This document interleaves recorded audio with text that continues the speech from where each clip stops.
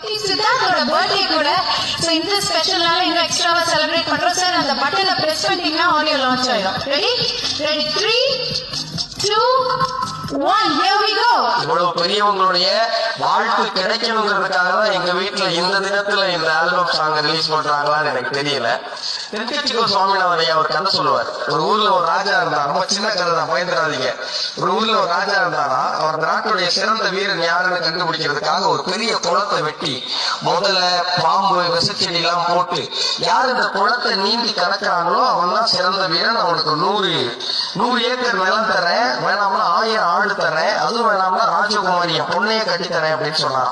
இளைஞர்கள் எல்லாம் ஓடி வந்தாங்களாம். ஆனா அந்த குளத்தை பார்த்தோன்னு எல்லாருக்கும் பயமாயி போச்சான். முதல்ல வாங்குது, பாம்பு போகுது, எல்லாருக்கும் கைகள்லாம் நடுங்கி போச்சு. திடீர்னு ஒரு இளைஞர் குதிச்சிருக்கான். குதிச்சு அந்த குளத்தை தாண்டி மேல வந்துட்டான். எல்லாரும் கொண்டாடி இருக்கிறாங்க. ராஜாவுக்கு ஒரே மகிழ்ச்சி, நீ தான் வீர வாடான் மேல ஏத்தி சொல்லு, உனக்கு என்ன வேணும்? 100 ஏக்கர் நிலம் வேணுமா? வேணாம் ராஜா. 1000 ஆடு வேணுமா? இல்ல ராஜா. வேணாம் ராஜா. இவன் பொண்ணு வேணுமான்னு கேட்டிருக்காரு. இல்ல ராஜா வேணாம். ராஜா கோவம் வந்துச்சான். அப்புறம் என்னதான் வேணும்?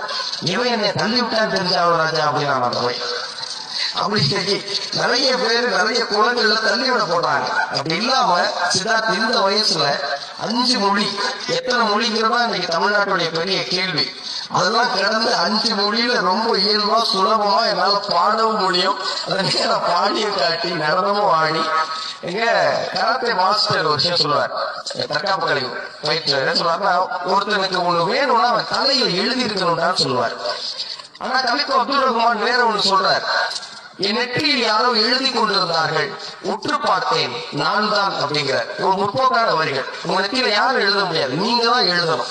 ஆனா சித்தார்த் நெற்றியில எங்க அண்ணி சத்யா தினந்தோறும் எழுதி கொண்டே இருக்கிறாங்க, ஒரு சிறந்த கலைஞனா வரணும்னு. சித்தார்த்த திருத்தி எழுதுறான், நான் ஆக சிறந்த கலைஞனா வருவேன் பாருங்க அப்படின்னு எங்க குழந்தை எழுதிக்கிட்டே இருக்கு. பாரதி தான் சொல்லுவான், யாருக்கு மஞ்சம், இதற்கு மஞ்சம், எங்கும் மஞ்சம், எப்போதும் மஞ்சம்னு.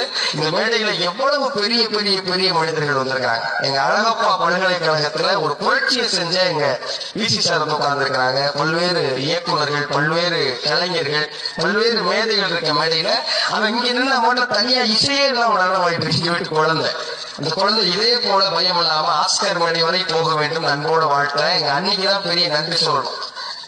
ஈன்ற பொழுதிலும் தன் மகனை சான்றோன் என கேட்ட தாயின்னு ஒவ்வொரு சான்றோரும் வந்து வாழ்த்து அந்த இன்முகத்தோட கேட்டு மகிழ்றாங்க. இந்த மகிழ்ச்சி எங்கள் வீட்டில் எப்போதும் நிலைக்க இறைவனை வேண்டி வணங்குகிறேன். நன்றி.